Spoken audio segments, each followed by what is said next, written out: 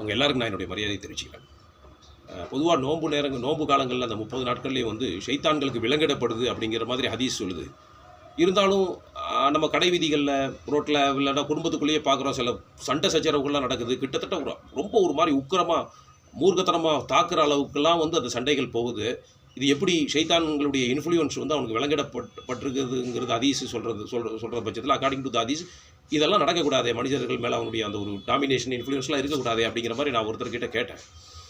அது கோபம் மட்டும் இல்லாமல் மற்ற ஒரு தவறாக கூட இருக்கலாம். ஒரு பெண்ணை பார்க்குறதா இருக்கலாம், இல்லைனா வந்து தவறான ஒரு ஆள் மேலே பொறாமப்படுற மாதிரி உள்ள எண்ணங்களாக இருக்கலாம், திருடுறதா இருக்கலாம். இந்த மாதிரி ஒருத்தரை அலட்சியம் செஞ்சுட்டு போகிற மாதிரி உள்ள இந்த மாதிரி எல்லா ஷைத்தான்களுடைய வேலையுமே நடந்துக்கிட்டு தான் இருக்குது நோன்பு காலங்களில் அப்படிங்கிற மாதிரி நான் ஒருத்தர்கிட்ட கேட்டேன். அவர் வந்து இதுக்கு எனக்கு சரியான ஒரு புரிதல் இல்லை, தெரியல அப்படின்ட்டு ரொம்ப அழகாக ஜென்யூனாக அவர் சொல்லிட்டார். பொதுவாக சில பேர் என்னென்னா ஏதாவது ஒன்று சொல்லிடுவாங்க, நம்ம அப்படி கேட்குறோம் அப்படிங்கிற பட்சத்தில் கொஞ்சம் காலரை தூக்கி விட்டு ரொம்ப வேறு மாதிரிலாம் வந்து அவங்களுக்கு தெரிஞ்ச மாதிரி பேசுவாங்க. அந்த மாதிரி ஆளுங்க கிட்ட வந்து நம்ம கேட்கக்கூடாது அப்படின்ட்டு நான் இருந்துட்டேன். கொஞ்ச நாள் கழித்து நான் ஒரு புத்தகத்தில் படிக்கிற மாதிரி எனக்கு அந்த ஒரு ஆன்சர் வந்துருச்சு. அதில் அப்துல் கரீம்ங்கிறவங்க அந்த வரலாற்று சூழல்கள், இஸ்லாமிய வரலாற்று சூழல்கள் அவங்க எழுதியிருக்காங்க. எப்படின்னா, நோன்பு காலங்களில் வந்து ஷைத்தான்களுக்கு விலங்கிடப்படுவது உண்மை, ஹதீஸ் சொல்கிறது. இருந்தாலும் இந்த குற்றங்கள் நடக்குது அப்படிங்கன்னா அந்த மனிதனே அந்த குற்றத்தை செய்கிறதுக்கு போதுமானவனாக இருக்கிறான், ஷைத்தானுடைய தூண்டுதல் இல்லாமையே. ஷைத்தான் வந்து இவனை தூண்டி தான் இந்த தவறை இவன் செய்யணும்னு இல்லையே, இவனே போதுமானவராக இருக்கான். அந்த தன்னுடைய மனவீழ்ச்சியை மீறி ஒரு கோவப்படுறது, ஒருத்தனை தாக்க நினைக்கிறது வந்து தப்பு.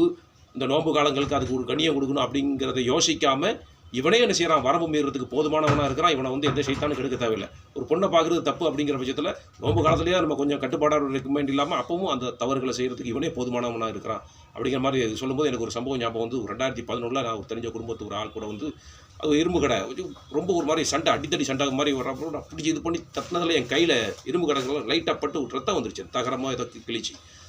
நாளுங்களாம் ஓகே நோம்பு பிடிச்சிட்டு ரத்தம்லாம் வந்து அது நோம்புக்கு கொடுக்கக்கூடிய ஒரு இது இல்லை. நீ இருந்து நோம்பு போயிடுச்சா அப்படின்னு கேட்டேன்.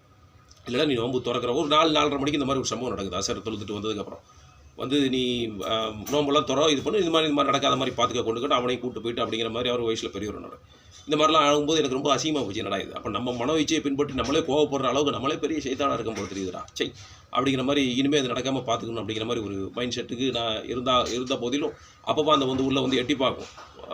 அல்லாஹ் கிட்ட தான் துவா கேட்டு இந்த மாதிரி நல்ல ஒரு அமைதியும் எனக்குள்ள ஒரு சாந்தத்தை நீ கொடு அப்படிங்கிற மாதிரி கேட்க வேண்டியது. அதே மாதிரி ஒரு ஆளும் வந்து அந்த நோம்பில் வரம்பு மீற ஒரு விஷயங்களுக்கு வந்து ஷைத்தான் தூண்டுதல் இல்லாமல் நாமளே அந்த விஷயத்தை நம்ம செஞ்சிட்ருக்கோம். நமக்கு அந்த விஷயத்தில் வந்து நமக்கு ஒரு விழிப்பாக இருக்கணும்.